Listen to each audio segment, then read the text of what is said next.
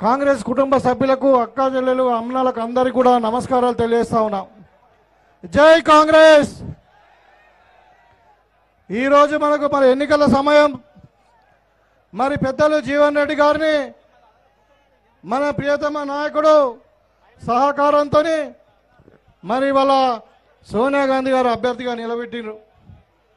మనం చూసుకుంటే పోయిన డిసెంబర్లో ఎన్నికల్లో రేవంత్ రెడ్డి గారిని వారి ఆధ్వర్యంలో ఉన్నటువంటి 6 గ్యారంటీ పథకాలు అన్నీ కూడా మనము 4 నెలల్లోనూ 6 గ్యారంటీలలో 4 గ్యారంటీలు మనం అమలు పరుచుకున్నాం. ఇవాళ మొన్న రాహుల్ గాంధీ గారి ఆధ్వర్యంలో తుక్కుగూడలో జరిగినటువంటి కాంగ్రెస్ మీటింగ్లో మరి 5 గ్యారంటీలు ఏదైతే మనము కేంద్రంలో ప్రభుత్వం వస్తే మనం ఏం చేస్తాం, పేదవాళ్లకు మనం ఏం చేస్తాం, రైతులకు, మహిళలకు, విద్యార్థులకు, మరి నిరుద్యోగులకు అని చెప్పి మనం చెప్పుకోవడం జరిగింది.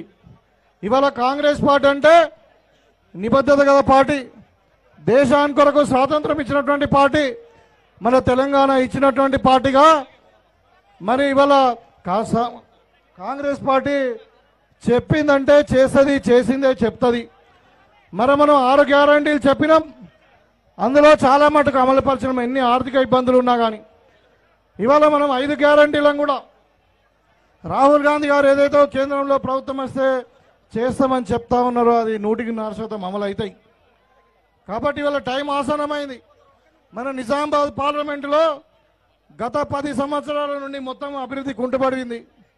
అంతకుముందు మాజీ ముఖ్యమంత్రి కేసీఆర్ కూతురు కవిత మరి ముఖ్యమంత్రి కూతురు కదా, ఏదో మన జిల్లాకు ఏదో అభివృద్ధి పరిస్థితి మరి మన అందరినీ కూడా కాపాడుకుంటుందని చెప్పి మనం కోరుకున్నప్పుడు మరి ఆమె ముఖ్యమంత్రి కూతురుగా ఉండి కూడా ఏమి చెయ్యలేని పరిస్థితుల్లో మనము ఈ అరవింద్ను గెలిపించారు జిల్లా ప్రజలు.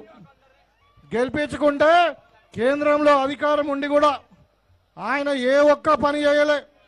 ఇవాళ ఈ వేదిక నుండి నేను అడుగుతా ఉన్నా, అరవింద్ 5 సంవత్సరాలలో కేంద్రంలో అధికారం ఉండి కూడా మరి నువ్వు ఈ నియోజకవర్గానికి, పార్లమెంటు నియోజకవర్గానికి నువ్వు ఏం చేసినావయ్యా అని అడిగితే ఏమీ సమాధానం లేదు. మరి ఇంకా ఎందుకయ్యా నువ్వు ఓట్లు అడుగుతున్నావు, మళ్ళీ గెలిచిన తర్వాత ఇంకేమైనా చేస్తావా అంటే దానికి సమాధానం లేదు. ఇవాళ ఏమంటున్నాడు, మొన్న గత ఎన్నికల్లో వాళ్ళ ఫాదరు డి శ్రీనివాస్ చూసి ఓట్లు వేసిర్రు, ఇవాళనేమో మళ్ళా మోడీ గారి ముఖం చూసి ఓట్లు వేయండి, నా ముఖం అవసరం లేదు చూసుడు అంటున్నారు. ఈ విధంగా మళ్ళొకసారి మభ్యపెట్టి మరి మళ్ళా మన ప్రజలను మోసం చేయాలని చూస్తూ ఉన్నారు. పసుపు బోర్డు అన్నారు, 5 రోజులకే అన్నారు. ఇవాళ 5 సంవత్సరాలతో కూడా పసుపు బోర్డు ఓన్లీ పేపర్ మీదనే ఉంది. అందుకని మిత్రులారా, ఇంకొక టీఆర్ఎస్ అభ్యర్థి ఉన్నాడు, ఆయన 10 సంవత్సరాలు మా నియోజకవర్గంలో ఎమ్మెల్యేగా ఉండే. ఇంతకుముందు 10 సంవత్సరాలు నియోజకవర్గానికి ఏమి చేయలే. ఆయన చెయ్యని అవినీతి అవకతవకలు అన్నది మరి దాన్ని చెప్పనంత ఉన్నాయి, చెప్పుకుంటే భారతం అంత ఉన్నాయి.